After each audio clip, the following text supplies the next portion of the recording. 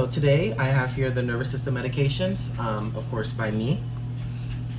So first I'm just going to be giving you some basic anatomy and physiology. I'm going to be telling you the medications that are typically used for the nervous system. I have some contraindications here, some side effects, as well as a conclusion to basically tie it all together. So the nervous system, it has two main systems, the peripheral and the autonomic. The autonomic can be broken down as well as the peripheral. The autonomic has the sympathetic and the parasympathetic, and the somatic is used for voluntary movements, whereas the autonomic is used for involuntary movements. The sympathetic is for the fight or flight, and the parasympathetic is used to calm the body. Some typical neurotransmitters that we would see is acetylcholine, which is used for muscle contraction and memory. We have norepinephrine for alertness. We have dopamine, which is used for movement and your mood and the reward system in our brains. We also have serotonin, which is used for your mood, your sleep, and your appetite. We have GABA, which helps calm the body. And then we have glutamate, which is an excitatory response made from the body. Some of the medications that we have here, which is kind of a lot, we have our adrenergics, which stimulate the alpha and beta receptors used for shock, such as epinephrine and or albuterol. We have adrenergic blockers, which block the alpha and the beta receptors. Propranolol, metoprolol, used for like arrhythmias and hypertension. We also have cholinergics, which increase acetylcholine, which help people with their memory. It's used for glaucoma, urinary retention. An example would be like pilocarpine.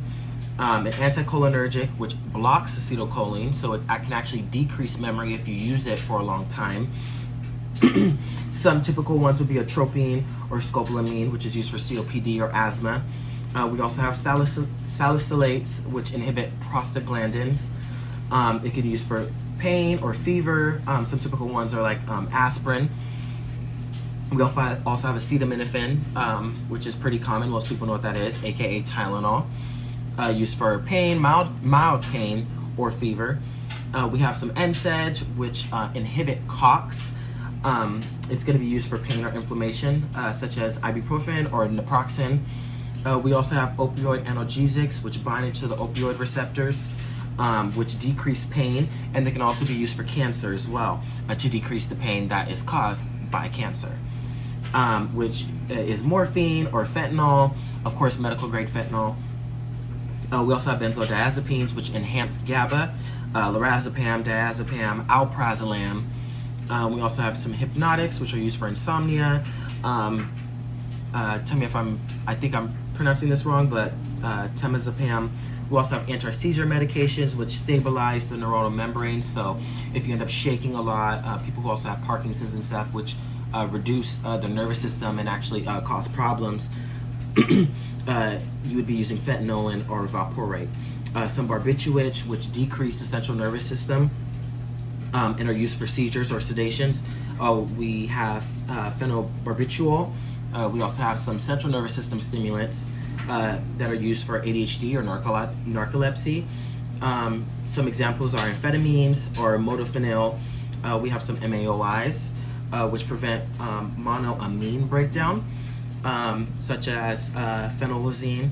We have some TCAs, the triptylines, amitriptyline, nortriptyline, some SSRIs, fluoxetine, sertraline. We also have lithium, which has a very specific therapeutic range in between 0.6 to 1.2. So when giving this medication, you want to be careful and you want to make sure that they're within that range, and you're constantly monitoring labs when you're giving this medication. And it's typically used to increase their mood.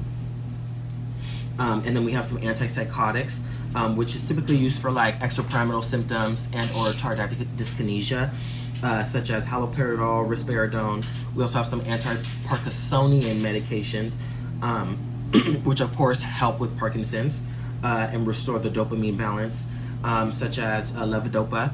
We also have local and general anesthesia. Local is exactly what it means. Local, it's a little bit more exactly where it's supposed to be, whereas general anesthesia is going to be systemic. Some local anesthetics would be lidocaine.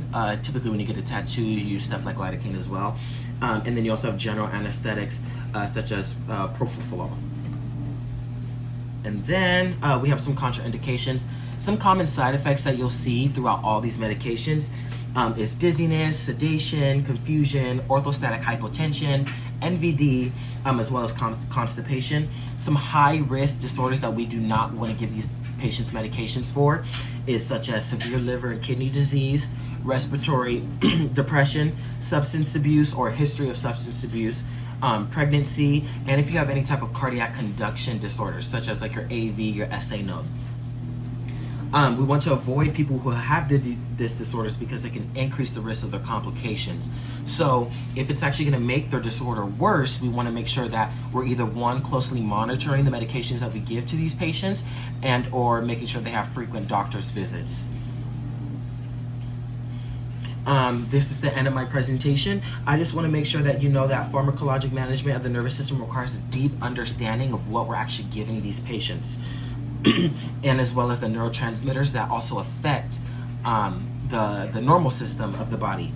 Most medications have narrow ranges, significant interactions, and it can also affect the central nervous system. So we need to make sure that we monitor these patients.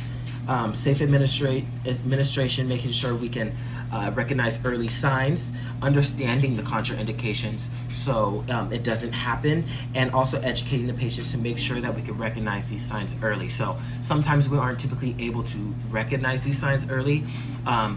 So we also educate the patients so that worst case scenario, they can also diagnose themselves and start to realize, okay, some of these symptoms are kind of normal with what we see with these medications. So we either want to reduce it, have them have a doctor's visit so we can reevaluate.